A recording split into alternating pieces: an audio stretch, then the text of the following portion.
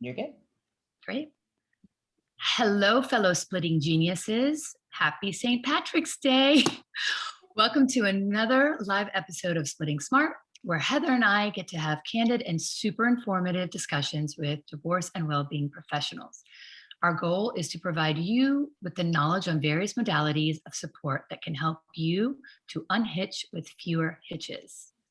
After all, we know knowledge is the antidote to fear. So today's conversation is mainly about what is a divorce financial financial coach. I mean a financial coach. Sorry about that. And I am Lila Aiken Ali, a divorcee, a divorce coach, and the founder of Split FYI. And I am Heather Steer, a divorcee, a CDFA, a divorce coach, and also was very fortunate to go through Kelsa Dickey's financial coach program. So I have that in my repertoire as well, which I'm very, very grateful that she's joining us today. She has lots of knowledge to share. I'm a mother of two girls and the co-founder of Split FYI. And before we formally introduce Kelsa, and since we are live, I wanted to mention that if anyone has any questions, please put them in the chat box in the Facebook, and I will be kind of monitoring that as we go. And that will be the best way to kind of get in touch with us and get questions answered. And also afterwards, if we don't get to your questions, we'll try to go in and reply to those answers later as well. So welcome, Kelsa. Hi. Hi, Kelsa. So I just wanted to really quickly introduce that you are the founder of the Financial Academy, where you and your partners have a program that teach individuals how to become a financial coach. Mm-hmm. And you believe that, and I read this and I thought this is great, that people with today's need to worry about today's finances, not tomorrow's, which is so interesting because that's something that really resonated with me. We're so worried about, like, are we going to have the money there, that we're not even concentrating, do we have the money right now? And I just wanted to say that in today's chat, we're going to talk about what a financial coach can do, their role, and where you can find them, and how to kind of understand your value-based spending, your finances, and how to budget. So yes, welcome. Yeah, thank you. Thanks for having me. You guys did such a good job introducing yourself. I'll take just a second to share a little bit. I live in Phoenix with my husband and two kids and two fur babies. I started financial coaching about 12 years ago. It started purely as a hobby, actually. So I went to school and got my degree in finance because I knew that I wanted to help people with their money. That was what I told the college recruiter when I was a senior in high school. And he came to my school and I said, I want to help people with their money. And he said, you should become a financial advisor. And I said, okay. And went into that. And the reason I knew I wanted to help people with money was because of my mom and what she experienced. So she had a good job, but she was a single mom raising three girls, but went to work every day. She tried so hard to be a good worker and a good parent and take care of herself. And money was just that one part of her life that she just did not have great skills around. And it was not for lack of trying. She would sit at our dining room table for hours sometimes, and with, a legal pad and a pen, and there was like a stack of opened mail. And I remember this so vividly. And then there was a stack of unopened mail that she hadn't even gotten to yet. And I just remember looking over and her head was like, yeah, just like hung in shame. And like, it was really despair. Like still till this day, I sometimes get emotional thinking about like how stressed she was at that time of her life. And I can remember the times where she wasn't present, if we were out to eat or at our sporting events or that kind of thing. And I know now as an adult myself that what she was worried about was, how am I going to pay my car payment next Friday? Because I don't, I'm not going to have the money. Or we would go out to eat something so simple. And then she would be like, well, but how is this going to affect me next week? And so she really couldn't enjoy those moments, And I just always knew that I wanted to help people with money. And so I started helping people just at my own dining room table. I was working in corporate finance and just started helping people little by little, just saying, let's see what I can do to help you. And really, that's when I understood that money is all about small changes that you can make every single day. So we're going to touch on some of those today, but no doubt that when you are going through a divorce or any sort of life change, really, if there is any good time to get control of your money, it is right then. And the reason for that is because your value system changes when your life changes, right? Like it's a really great time to reflect and reevaluate your, maybe moving or, just your whole life, that the dream that you had for your life is now shifting. And when you do that, we really want to put that life through the filter of finances. Like, how can I set myself up for success, right? So as a financial coach, my main focus really is on the day-to-day part of money. So the way I kind of like to explain this is there's financial advisors, which is what I used to be. And those folks are very, very needed. They help you with planning long-term, setting projections for things like retirement and college planning and insurance and protection and that sort of thing. But they're going to be looking really far out into the future oftentimes. Then there's accountants or CPAs, and they tend to look behind you, right? So like right now we're in tax season. We're all thinking about like, what did I do last year, expenses wise? What deductions do I have so that I can file my taxes right now? So it's a little bit, looking behind you. Now, of course, accountants will help you plan for the coming year as well. So there's a little bit of that future planning. But really where financial coaches come into play is right in the middle of those two professions. So we say, once the money comes into your checking account, what are you doing with it? Are you spending it? Are you saving it? And if you're spending it, what do you want to spend it on? What are the things that are going to give you the most fulfillment, the most satisfaction, the most just joy in life? And let's make sure you're putting as much of your money behind that as possible. What types of things, if you're going to save, well, what do you want to save for? Like, let's get some really clear goals in place. Our focus is oftentimes really on the here and now, and then the short-term planning. So financial advisors tend to look more long-term into the future. Ours focus is really on like, what do you have coming up next month, 2 months from now? So let's get ahead of it today, right? That way, when it comes, because we know it's coming, you're totally ready for it, right? Yeah. So that really is the focus of financial coaching. It is a newer profession overall. So, which is why, I do train some other financial coaches as well, because I believe personally that all three are needed. I wish every person had an accountant, a financial coach, and a financial advisor. Because the reality is that we need to make sure you are doing the best with last year tax purposes wise, right? Like tax strategy. We want you to feel in control of the decision you are about to make today at the grocery store, at the mall, or whatever the case may be. And we want to make sure that you're setting yourself up for the long-term future as well. I think all of them are needed. My goal is that every single person has a financial coach, just like every person, maybe has a landscaper or a personal trainer or something like that. I want financial coaches to be just as normal, like just as common as that for everybody. It's such a gap. I do feel like the younger generations, they're starting to backfill this, but I think particularly people, my age for sure, we didn't get the banking training and checking and savings and a lot of people are so lost, and there is a lot of shame around it. Like particularly when I'm working with a client coming out of a longer term marriage, they don't understand how to tactically pay bills, how to budget. And honestly, that part of their brain hasn't been utilized recently because the other spouse has been doing the paying of the bills. And so they're just clueless. Like you're clueless about really what life costs. And it's so overwhelming. And I mean, it's so powerful to be able to work with someone like yourself or, any financial coach that really has the current sort of data set across lots of different types of households to get educated and to really think through what is that new life or transitional life. Because in the divorce world, you're transitioning typically through a divorce. There's lots of expenses that are atypical in the longer term life, like attorney's bills and things like that. But it's such, I really think that this resource, which is, why I wanted to sharpen my own skills for my clients and went to your program for this. I mean, I think it's just, it really is something, I reiterate exactly what you said. I wish everyone could have someone like this in their life.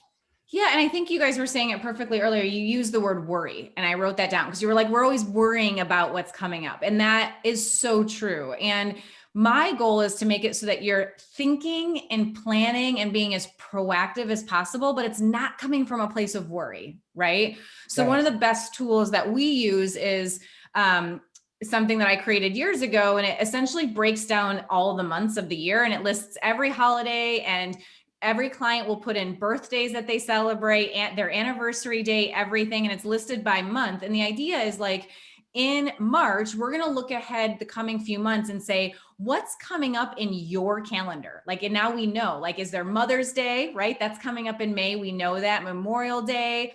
Are you doing anything for the 4th of July? Are you having a barbecue? And I know in times of COVID, some of these things are different, but the idea is that some of these things happen year after year after year. They're not a surprise, but we're just not prepared financially for them, right? So then a week before, 2 weeks before, we're worrying about how are we going to pay for them, when what we want to try and do is get people planning ahead in a very proactive. There's no drama. It's nice and simple. It's really easy, but that takes practice, right? And so that is one of the things where it's like, where do you start? It's just with one step at a time, right? So like that whole year is not perfect for a long time. Usually it takes us an entire year getting through it. And then every time something happens that we don't have on it, we add to it, right? Then the idea is that the next year that comes around, now it's on there. So we know, and we're surprised by fewer and fewer things, right? And I always say the goal with planning ahead, you cannot plan for everything. I don't think that's realistic. And if that's the expectation, we're sort of setting ourselves up for disappointment a little bit. But if you can plan for 75% of what's going to happen to you financially, then the other 25% is so much easier to tackle. The issue is that right now, for most people, the way they manage their money is that everything is something they have to react to, right? Like they're not ready for almost anything. So then everything is causing stress. They're putting out fires and they're reacting and they're responding. And that is exhausting, right? So what happens is we're spending all this time cleaning things up, as opposed to shifting that energy and making it to be more proactive, just step by step. I always think about like a personal trainer. This is the best analogy that I can draw when it comes to what financial coaches do, because that is the thing. It's like, what does a session seem like? What do we talk about? Think about it like a personal trainer. So you go to your session with a PT, you're going to do a set, and then they're going to push you to add a little bit more weight. They're going to challenge you to like just try a little bit harder, that kind of thing, right? We do the same thing, but with money. So if you're making really good decisions, we're going to, on saving money, we're going to see how can we get you to save just a little bit more, right? If you are, and we're going to like ask questions like, how satisfied are you with your expenses? How happy do they make you, right? Like this one line on your budget, like on a score of 1 to 10, how happy, how much fulfillment does that give you in life?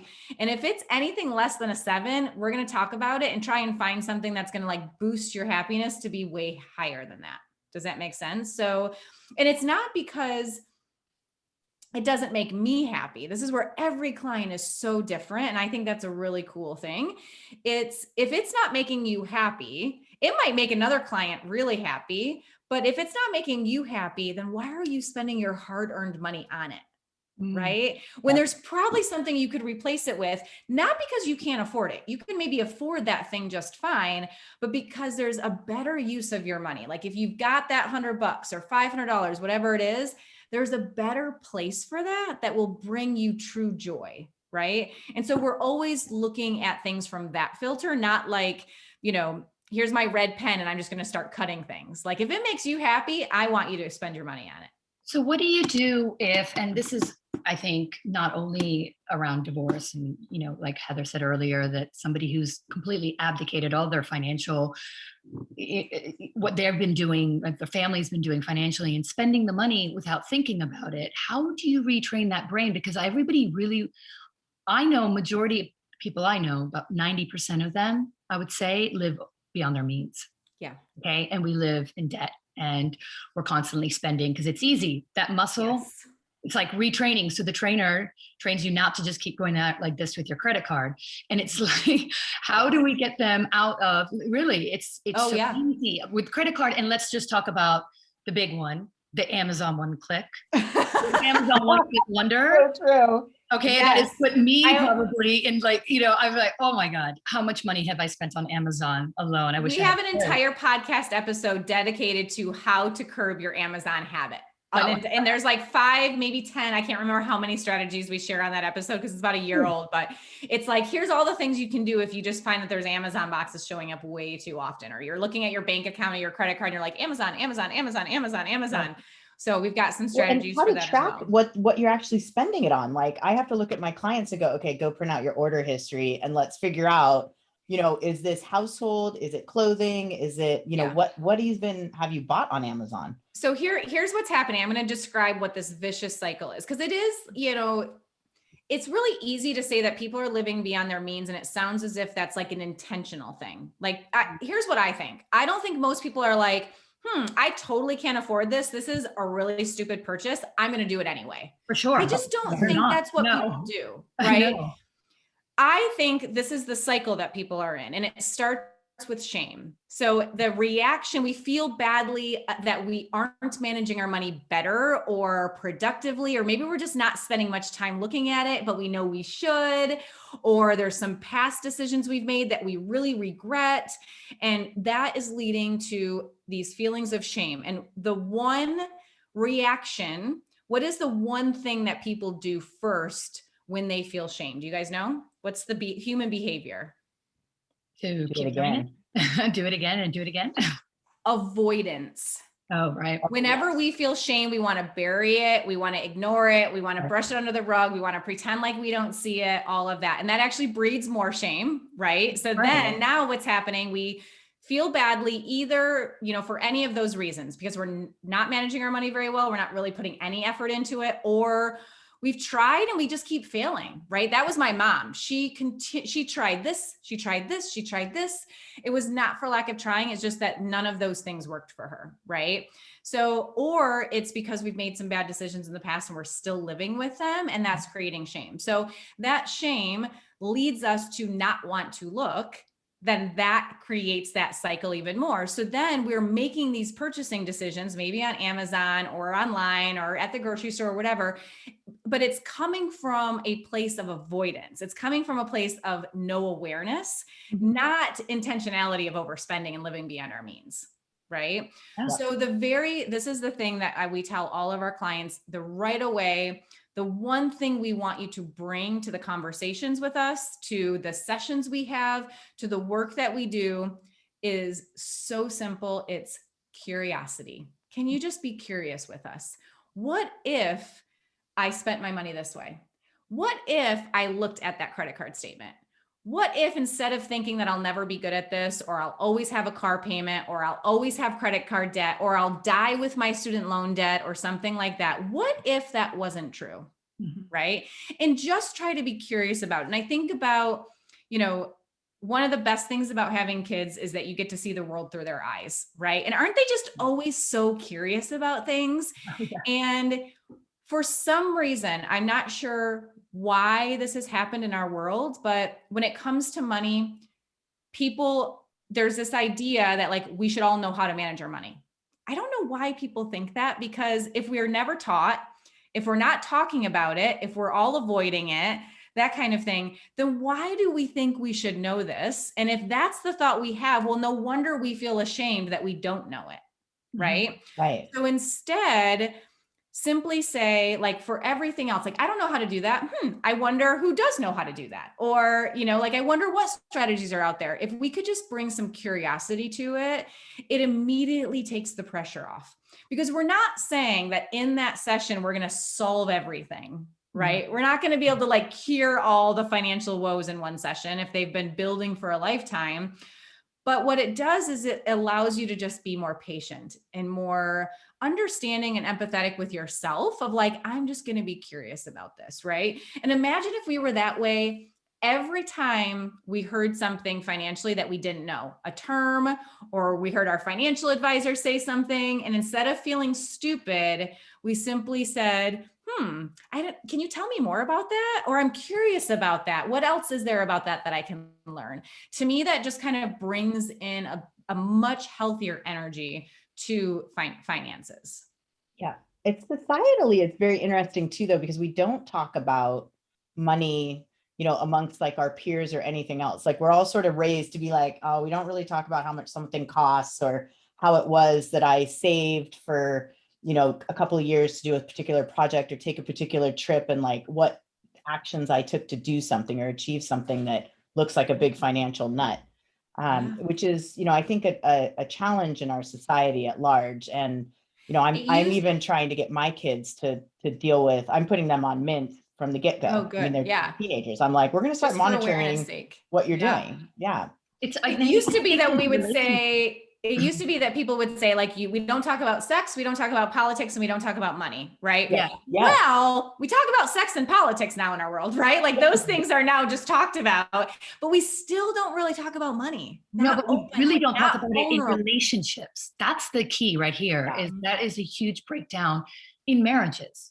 And Yes. so, and there is a fear in relationships to talk about money. And I honestly think that this is a huge but even before you're getting divorced, have that way for all around the money and what you're spending and what you're doing, because that really empowers you to know and can have that conversation with your partner. And if your partner can't have that conversation with you, then you're not seeing eye to eye. And I think that's what's really important. I know that there's a lot of clients of mine that, like Heather said earlier, maybe stay-at-home moms who decided, okay, I'm going to forego my career right now to raise the children. I'll get back to that later, but they haven't worked in a long time. And the husbands get frustrated that they don't know, well, this costs this much. I'm spending way too much, but you're not also explaining what's going on. So there's a little bit of, why don't we have that conversation, to your point, like let's sit down around a table and talk about it. So I know what that means. Yes, it's so true. And I think that's, unfortunately, money is the number one cause of stress in our country, according to the American Psychological Association. It is the number one cause of divorce. So it's a big deal. Like the impact on our world is great. And if we can just, it doesn't have to be perfect. I consider money sort of like a lifelong journey of learning, right? So like as soon as you do something like get out of debt, well, there's something new you can now learn with money. And then once you learn that, then there's something more you can learn. And that's sort of, I think our job as coaches is to say, you know what, I understand that you're trying to, that seems important to you. That's like step 5 though, right? Like we've got this step 1 we got to conquer first. I just need you to trust me on this, that we got to build a really solid foundation to start. Because you could work on that, but then it's going to be really faulty over here because we're missing this really key part. We have what we call a skills checklist. It's sort of like the client success path, if you will. And it goes over all the different skills that we want you to learn with money. And so clients can see like 6 months out what they could be learning. Not that they have to, but that it's like, oh, there's so much more, right? That I could be growing and learning and that sort of thing. And I think from there, it's like, oh, there is sort of a process here. There is a way to do this that feels good and feels manageable and feels easy. I don't have to know it all today, right? If that makes sense. I think the other thing that you brought up too was the kind of lumpy spending that comes up. And it's, whether it's birthdays, holidays, I'm always like, what about something happens with your car?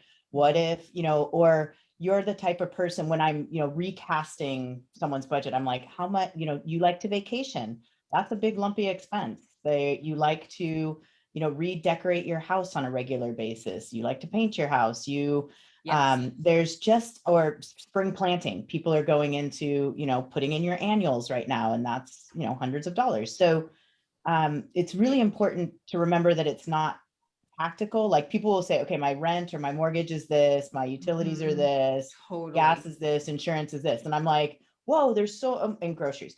so much more to it than that. Yes. And, you know, When people say like, well, my expenses are just X amount, like I should be fine. Like, you know, because they're looking at their expenses, but what they're looking at are their fixed and recurring expenses, the right, bills, but there's this whole monthly. other part of life. And I was just kind of laughing because you're calling them lumpy expenses. I might steal that because I think it is so Yeah. adorable that you're saying lumpy expenses. We call them the whammies. So like they're the non-recurring, they're random. The way I describe these types of expenses, they don't happen every month, but when they happen, they tend to happen big, right? Yep. And they always Yep. feel like a whammy, and not because it's a bad expense. So something like a car repair, home repair, yeah, like that's not a fun expense, that's a whammy.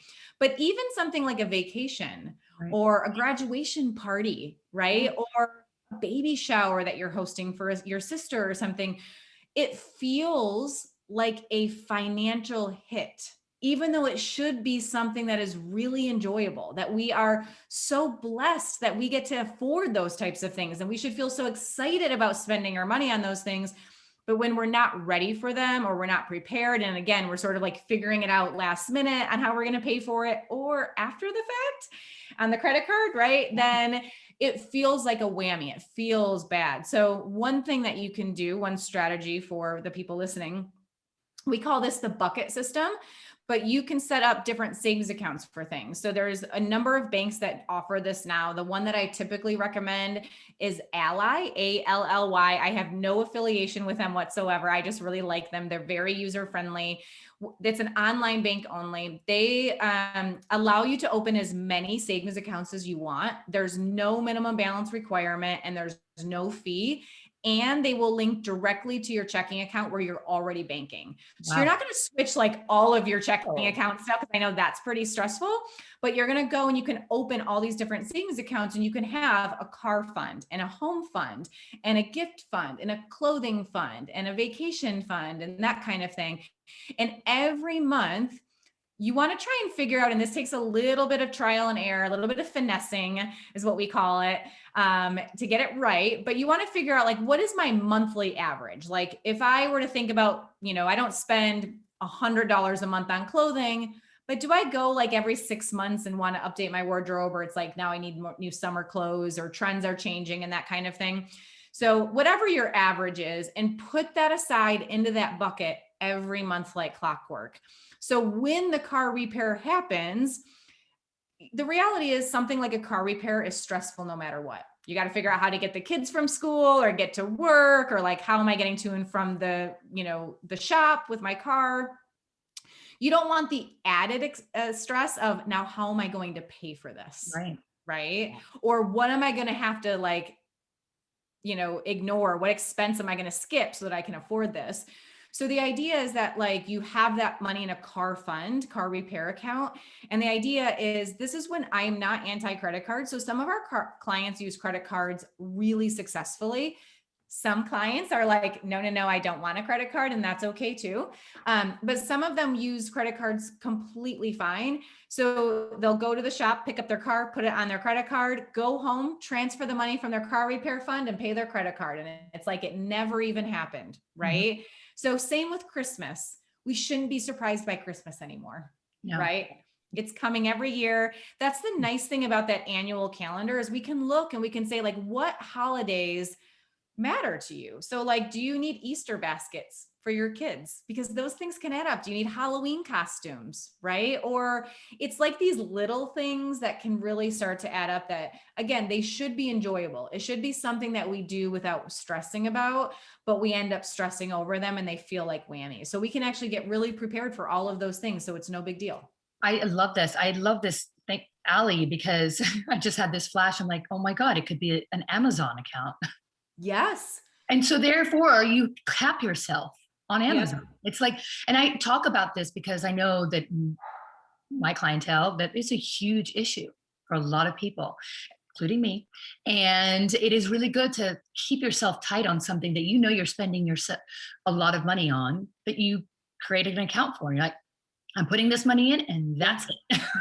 Well, yeah. And there's a couple, just a couple additional notes about this. One is, it really is the thing that just gives you such permission to enjoy spending your money because you know it was there for that purpose. You put that money in that clothing fund to be spent on clothes. So if I want to go buy clothes, I should not feel badly buying myself a new outfit, right? But people feel badly buying themselves clothes all day long, especially if they have kids.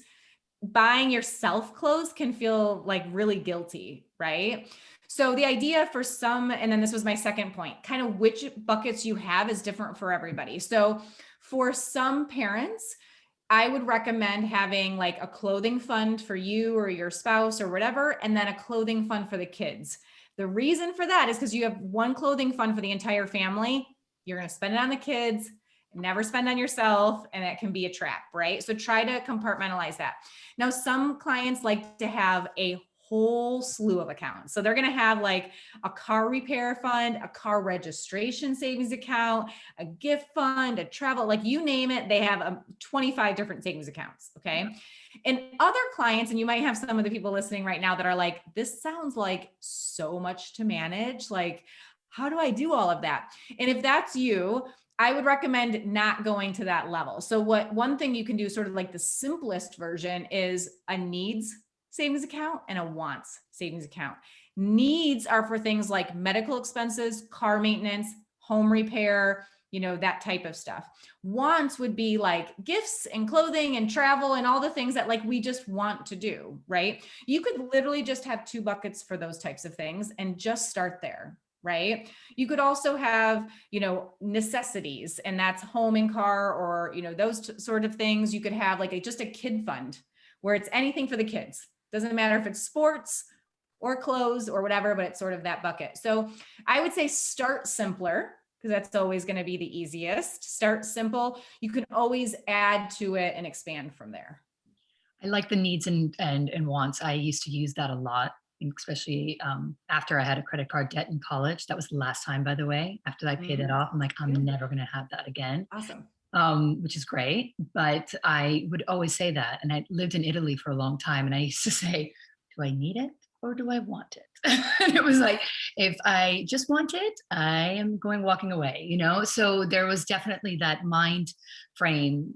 They compartmentalize certain things. And listen, it is a very difficult thing, because there's also the other side. And the flip side is that you are fearful of running out of money, living in that fear. And, like your mom couldn't enjoy those moments that she took you out because she was fearful if she couldn't pay a bill. I know that well. My mom has a mindset of fear. My dad doesn't. So I was always like, oh, I saw both sides of it. And it is an interesting thing because they couldn't learn to enjoy it too. Yeah. And you're like, wait, what's the point? Because there is, I wish we didn't have this whole thing called money, but we do. And it's like, well, at the end of the day, let's enjoy that moment. And so how do you help people also shift mindsets into, that lack of fear around it? So it's not something that's like, it's holding on to them. Do you see what I mean? They're just holding on to that money. Yeah. So we've seen all different sort of personalities with money, in the sense that there's the hoarders, right? The people that really out of fear hold on to money. I mean, we've had clients with just in their main checking account, $50,000, and they cannot spend money to save. They cannot book a trip. They can't, like, that's the extreme version where the inability to enjoy your money, that is a real ailment. Like, it really does exist out there. And then, but we don't think about that. We always think about like the people who are overspending, right? The people that are swiping the credit card constantly and not thinking about it and that kind of thing. I think that this comes down to our philosophy at Fiscal Fitness is, we plan ahead as best as possible. And within that plan, we've got contingencies for everything. So where I think a lot of people go wrong when it comes to making financial decisions are that they're always planning the best case scenario. And hey, I'm an optimist, and I'm going to know what that best case scenario is, and I'm going to hope for that best case scenario. But I think when you do that, you're not ready for if something goes wrong financially, right? So what we do is we plan for worst case scenario. We actually talk through what would be the worst case scenario right now. What would that look like? What would have to happen? And let's make sure we're financially prepared for that. Now, 99.9% of the time, the worst case scenario does not happen. But that means no matter what, we're better off than what we thought we were going to be. Does that make sense? We are always in a better, happier, more secure spot with that decision than what we were, expecting could possibly happen. Does that make sense? Think about one great analogy for this is somebody who wants to buy a rental house. Okay. So this is something that our clients will come to us and they'll say, yeah, we want to, get a rental property. And we're thinking because of the rental market, we can definitely find somebody, we can get this much in rent for it. It'll be easy. It'll easily pay the mortgage. Like, again, best case scenario, right? It's so, and anybody would buy a rental property if best case scenario is the only thing that ever happened, right? Yep. So I say, great, let's consider worst case scenario. What if you didn't have somebody in it for a year? What if you got somebody in it that was like a hoarder or the person that you had to take to court to get them evicted, like that whole thing? How would we, pay for the legal costs? How would we pay for the mortgage? What would we cut from your normal everyday budget if you now had 2 mortgages to pay for? What would we do? Let's get ready for that. Let's prepare for that outcome. Not because I want that to happen, of course.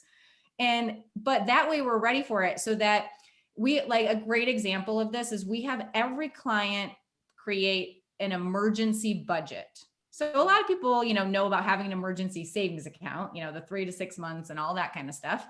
We take it a step further and we say, let's create an emergency budget. If something were to happen, one of you lost your jobs or somebody got injured and was at home for a while or that kind of thing, what would our plan of attack be? What expenses would we keep? Which ones would we cut? That kind of thing. And the reason this exercise came about actually was because of my own emergency that we experienced. So my husband lost his job. This was probably like 15 years ago, I think now. Gosh, I should probably do the math on that. But, and we had emergency savings, but we didn't have like an emergency budget in place. So he came home, right? You can imagine just very emotional time, right? To lose your job suddenly. And here I was, the numbers person, saying, okay, well, what are we going to cut because you lost your job? What are we going to eliminate? Well, you can imagine how that felt to him, right? That here I am saying, and what I was doing was just problem solving. I was like, no big deal. We're going to solve this problem. It'll be fine. We'll figure it out, that kind of thing. But for him, it was because he lost his job that we were having that conversation. Right. So what I said was, you know what, if we had a plan of like, here's exactly what our expenses would look like if an emergency happened, you don't need to have a conversation when it's already heightened emotions, right? That is not the time to have that conversation. You can actually have that conversation proactively and say, let's get on the same page now. It doesn't matter if it's you that loses the job, me, it doesn't matter the situation. This is what our plan will be. And then the idea is that should something happen, you simply execute the plan, right? Like it's already in there. And that's because what you do is you simply plan for worst case scenario. You hope for the best, plan for the worst, so that when it happens even better, you're just in a really great place financially. I think that's an awesome idea, and one that if you're more stable, you can do. But the emergency that typically happens in our world is you're going through a divorce. And you may or may not be blindsided. You might be out there sort of planning. And I could almost see, like, if I was out contemplating a divorce, that I would have a conversation with you that's like, okay, what is my emergency plan for when I leave if he cuts me off financially, or attorney's fees, my divorce takes this long or this long or this long, right? So I love that for sustainability in a relationship. I had a medical emergency and had something similar where I couldn't work for a while. And that's a really terrible feeling. Like, I'm going to go figure out my emergency plan now. I'm so glad you said that. Let's take a step back for a second. And that if this isn't what we start the conversation with, right? Like we're not going to like start a session with like, let's put together an emergency budget. And there are so many things, calculating your net worth and understanding your value system and your goals. Those are all really, really valuable. But typically speaking, at first, if I'm going to tell a client, let's talk about your value system and your goals, and they're like, well, I got a bill due on Friday that I don't know how to pay. So like, that sounds really great, but they can't even focus, right? Like they can't care, rightfully so, about those bigger conversations or deeper conversations when they're in a crisis or a chaotic unknown scenario, right? So we always have to eliminate that first as best as possible. That is always our number one priority. Now, we always have to be careful with being too reactionary, right? With being where there's always some sort of drama that's like sort of dictating the conversation and that sort of thing, because you always want to try to put some good, healthy decision-making systems in place when it comes to money, right? That way, no matter what that crisis is, we've got some tools in place that we're using to like ask questions or that kind of thing. And I think one of the best things that a financial coach can do for any client is give them the questions to ask, right? Because when you're in the middle of it, everything's just so overwhelming in your head, right? Like I got to think about this and I got to think about the kids and the house and the furniture and like just the money. And our job is to just very calmly, usually, right, say, I can see that this is the one that's causing you the most stress right now. Let's just talk about this one. And I'm going to write all the other ones down. And next week, we'll talk about the next one. And the week after that, we'll talk about the next one and that kind of thing.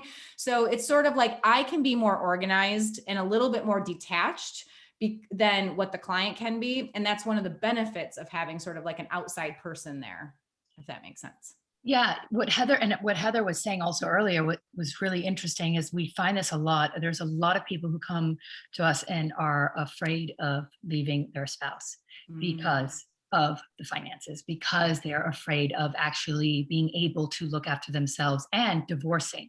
So that is really important. So that's the critical, conversation. Okay, so where do I start? Like, how do I figure out how I can get financially savvy enough and understand the budget and understand how, and of course it's, divorces cost, there's a plethora of costs to divorce. Oh, totally. Some can cost 10,000, some can cost like 100,000. So, it is not about that, but it's really getting to a point where they feel like they can be on their own.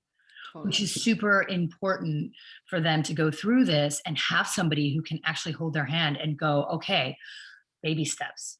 Yeah. Because they are in this heightened thing. Like, how am I going to live? How am I going to feed my kids? How am I going to fight? Like, it's like this. I mean, literally. And, all of it stems from the money. I mean, I can tell you more than a handful in the past month that I've spoken to who won't leave because of that reason. And that's it. That's the only reason they're so unhappy in their marriage, but they will not leave because of that. Yeah.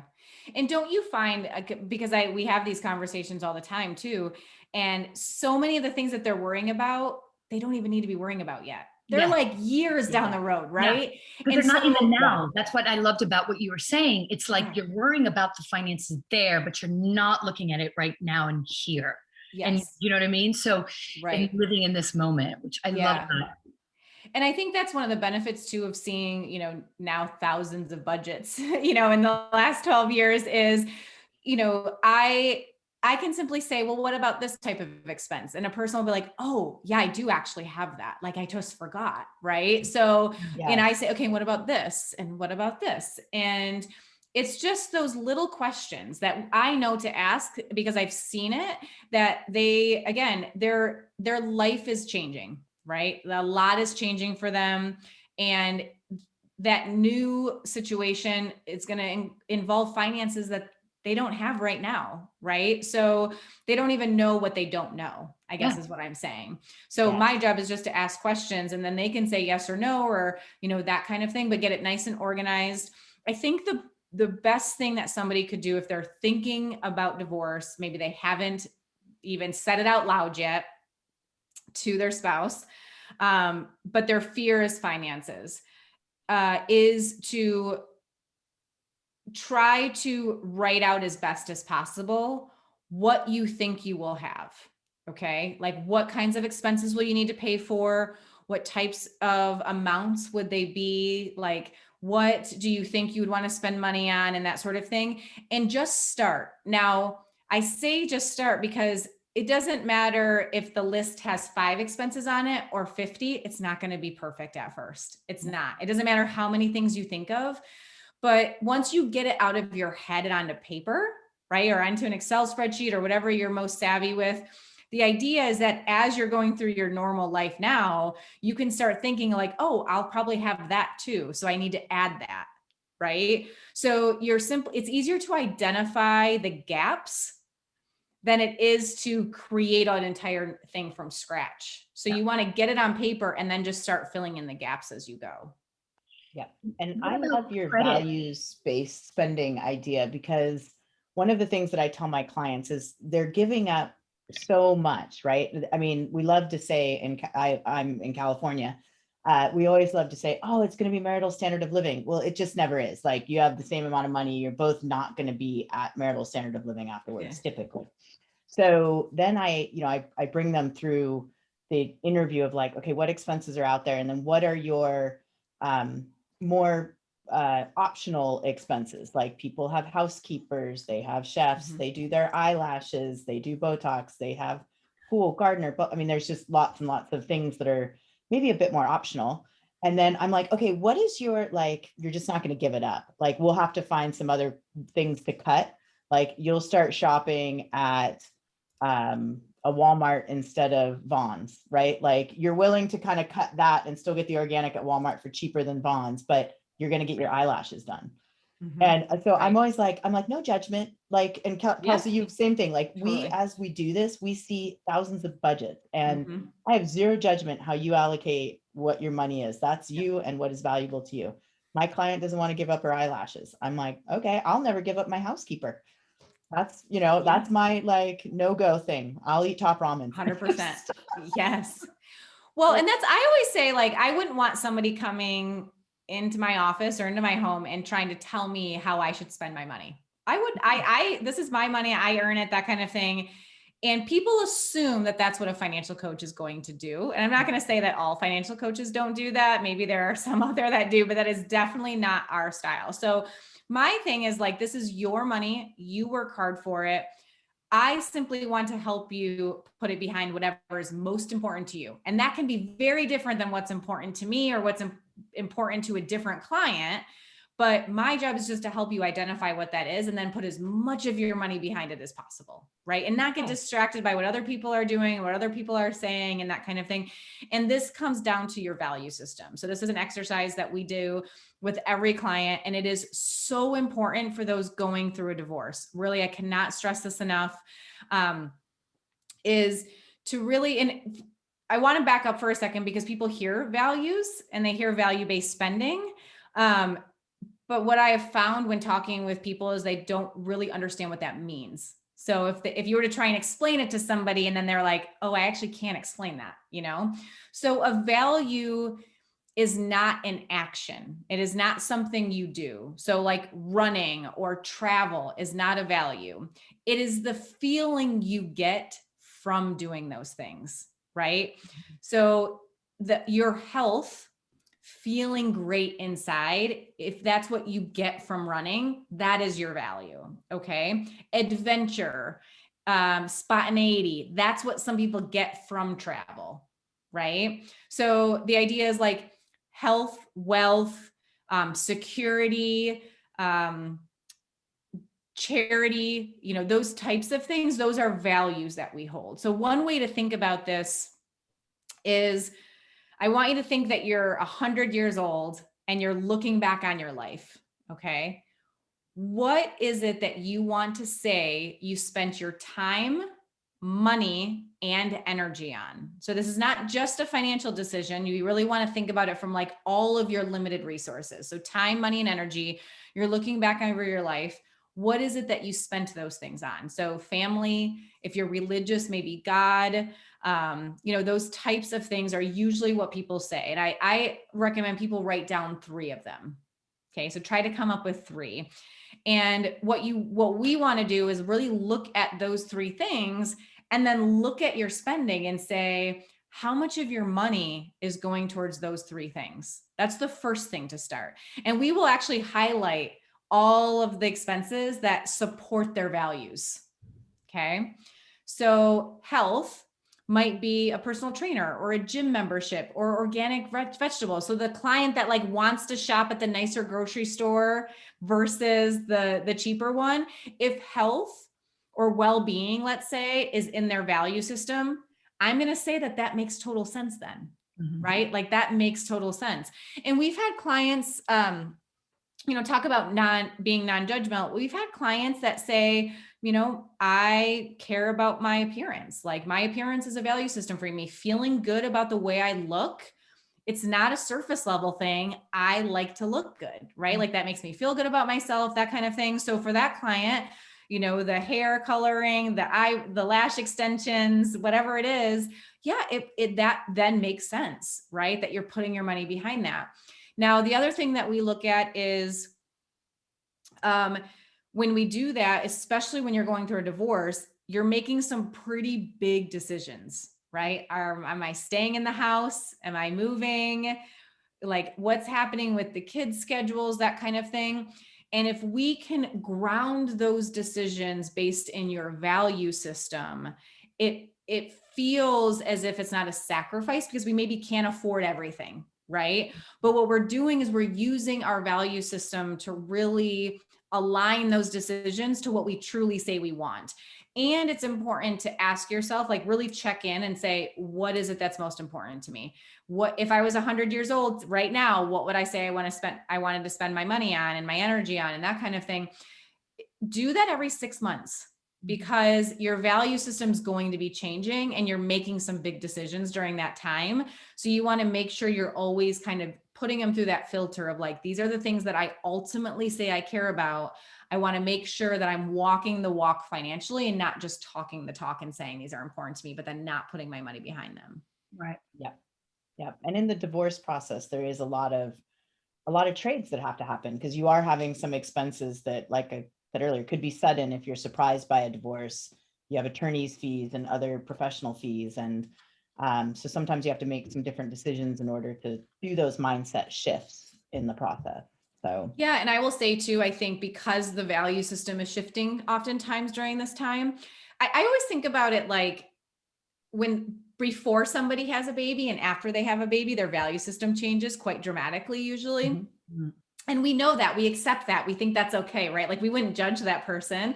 But sometimes when we say, well, before divorce and after divorce, your value system changes, people can feel defensive about that. Like, no, I am who I am, right? Like it can kind of feel like something like a badge of honor almost, that they don't want to say that their value system has shifted when it's a very natural thing. It's a very natural thing to happen. Oh, go ahead. No, I was going to say it's not always necessarily that they've even shifted. I think they didn't even know what their financial value was before. I mean, like we were going back to that point where so many of us were in positions, or they're in positions that in a marriage where it's like one person might work and then the other person stays at home and looks after the kids. Let's just take that example. It's two different roles. And so to your point, yeah, the value is like making sure that the house is in order, the food's there, you're looking good, you're this, you've got your school stuff, your whatever it is, right? So that is, you're not even really recognizing it. You're not thinking about it. And all of a sudden now you have to think about it, but it's not something you've ever put power to, which is really difficult to do.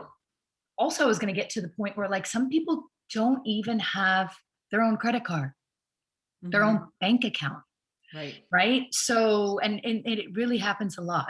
Oh yeah, absolutely. And that's a whole nother thing. It's like, okay, we're starting completely from scratch in a way. Yep. Well, and I was going to say that like all of this is connected. And it's one of the reasons why another recommendation that we typically have for those going through divorce is to make financial decisions that are as flexible as possible, that can be easily changed. I would actually pay more for flexibility oftentimes. So like, let's say there's something you can invest in, and if you invest for a year, you get 2 months free, right? Right. Or you can pay monthly. During this time, I would go the monthly route. Yes, it's more expensive. It's a less of a good deal, that kind of thing, but you can change your mind any month that you want to. Right. Right. And it's that you want to pay for that ability. That ability is a commodity that is worth paying for when you're in a big life transition. The ability to change your mind because your value system is changing, your priorities are changing. It is well worth a little added expense, if you ask me. Otherwise, it ends up costing you more in the long run to be locked into something, even though you don't use it anymore, or you then have changed your mind. Yep. Yes. Yes. So it's not the end all to be all. And I think that's what is really important for them to understand, that, you know, where you might have to change a couple of things in your life, maybe a lot, it's not forever. Yes. It's for that moment, so you can get through what you're going through. Yeah. The last thing I just kind of want to say about like the role financial coaches play, especially during times of divorce, is we ride that roller coaster with you, and that's okay. Sometimes we have clients that come in and they say like, oh, I'm sorry, I'm just, I'm really emotional today because of this and that. And then the next day they're like, this is the best decision I ever made. This is right. I know I did this right. And then the next week, the next session, they're like, what have I done? This was a mistake. And oh my God. And then they apologize to us for that. Right. And we're like, no, like that is, for more people than not, it's a very emotional time. Right. Our job is to make sure that those emotions are not digging you financially into a hole that you can't dig yourself out of, because people spend when they're emotional. Oftentimes that's a trigger, is they react. Maybe they spend because they want to celebrate. They're feeling really good. Maybe a good decision came from a judge or like from the divorce, paperwork or something.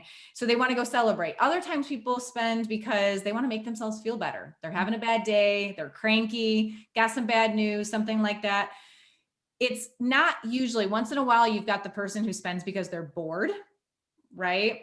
Oftentimes it's an emotional reaction though. And so our job is to simply say like, what can we control today to help you feel more in control? But you don't never have to apologize for sort of like having the emotional roller coaster ride on the process itself of divorce.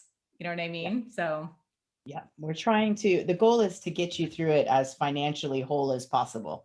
I always say financial, emotionally, and physically whole as possible is my job for my clients, right? But there's going to be little digs out of all of those categories, and we just try and minimize how deep that dig is. Yep. But, and I always think like we often have a really great plan in place. And I think the reason a client apologizes when that happens is because we create a beautiful plan. We've got, we know where your money's going. We know exactly what you want to spend it on, save it on. And then the next session, they come in and they say like, I don't know, I feel differently this week. And so we have to sort of like rework it or refine it or finesse it, like I was saying. And that is so normal. Our job is to say, not everything is lost. Not everything was a waste of time. Not everything is wrong. What can we change? What needs to be tweaked? What can stay the same? There is some stability there in the sense that like some of this is the same as it was. There just might be a few things we need to change. But in the client's mind, they're like, oh my God, see, now everything we did needs to be redone. And it's like, no, it doesn't. We just need to tweak a couple of things and we'll be fine. So. Well, this is amazing. We are hitting our hour mark. I know, but the one thing I will say is that Kelsa has generously offered to come back and do another live with us around this value-based spending exercise and to give some context, because it is something that's well facilitated through video. So we will be doing that hopefully in the next couple of weeks. There's definitely a lot more questions and reflection and like some steps that I'll put them through to make sure that they're really exploring their values. So we'll do it together on the video, which will be exciting. And then Kelsa, I would love for people to know how to get a hold of you, and two, or a coach within their time zone or area if they want to work with someone in their environment. What sort of things should you go look for on their websites or training programs or additional hours that they've spent, becoming a financial coach? Because there isn't a formal accreditation around it, but there's definitely programs like the Financial Coach Academy that really have people that are raising the bar in this area. Yeah, thank you. You can find us at fiscalfitnessphx.com. So that is our website, and we can probably link to it because it's kind of a weird domain, but fiscalfitnessphx.com. You can also just type in Kelsa Dickey online, and it's an unusual name. So my website usually pops up pretty quickly. We have 3 financial coaches that can support you if you're looking for any financial coach. So 1, you can just reach out to us. And if we're not the right fit for you, we work with a lot of great coaches, and I'm happy just to put you in touch with the one that is going to serve you best. That is my goal for you. And I will honor you in that way. The one thing you want to look for if you are looking at other people's websites, a lot of times people hear the word financial coach and they immediately think it's a very analytical, mathematical calculation. And there is part of that comes into financial coaching, but a much bigger part of what we do is psychological, emotional, behavioral. And what I would say is go to someone's website, and if they aren't talking to the experience that you're having, like the emotional journey that you're on, and they're only talking numbers and they're only talking data, right?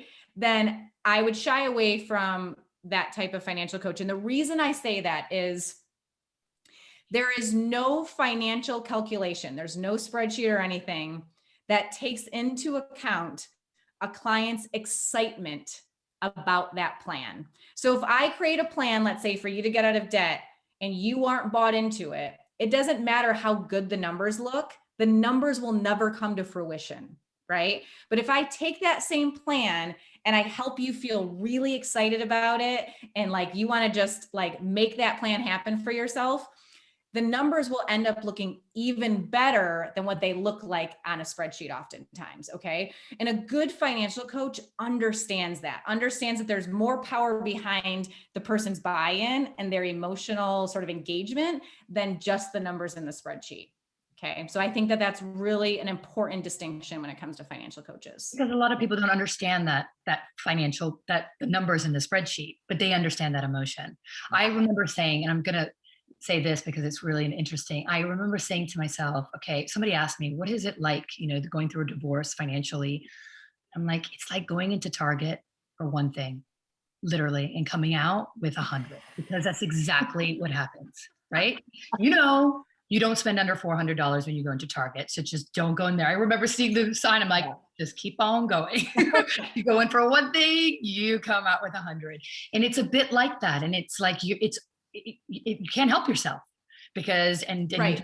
You can't help that. So it's like, you don't have to spend here and there. So, but then it made me understand what I was going, like, if I could see the picture with the emotion and know the feeling behind it. It's so overwhelming. And the frustration. Yeah. Yeah. And I think if a person a financial coach doesn't understand the emotional journey you're on, then they're not going to be patient. They're going to be less understanding when the plan has to change a dozen times in the first month, because it will happen. I promise you, like, it is just something that is part of that journey. And they won't be ready for it. Right. Which means they can't lead you down that path in a really strong way. And I don't want that for them. You can look at someone's niche also, like who are they presenting their website to? There's a lot of coaches that really are focused on kids coming out of college. They've got student debt. They're getting their first job. Like, they're passionate about that. Newlywed couples or couples contemplating getting married, they're really focused on that side of things, or working with couples at all. So totally. and that is another area that if someone is having conflict around money, using a financial coach as a couple is fantastic, just to sort of clear that air off the table and get onto the same page, and just see if your issue is really about the money or is it really about something else. Right. So that's, Kelsa and I have a lot of conversations around that it's, that's a great use of a financial coach, just to have a neutral person having those conversations between you and your significant other. Yeah. I'll say one last thing too, to kind of keep an eye out for, is a coach who says that like their way works for everybody. Because as soon as it doesn't work for you, typically what happens is that the client blames themselves for that, as opposed to just sort of accepting that like that process wasn't good for me. It might be good for somebody else, but it wasn't good for me.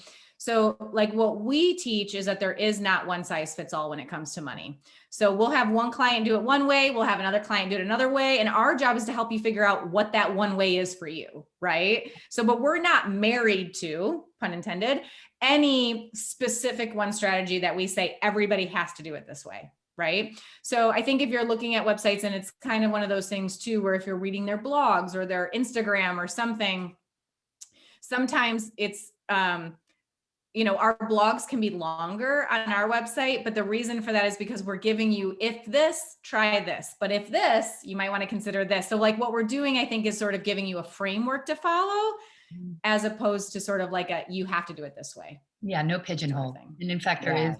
I No, like that a lot. everyone's situation is unique. Like Yeah. Lila's much more visual. I'm much more spreadsheet girl. Mhm. So, Right. we would need two totally different ways to handle, money.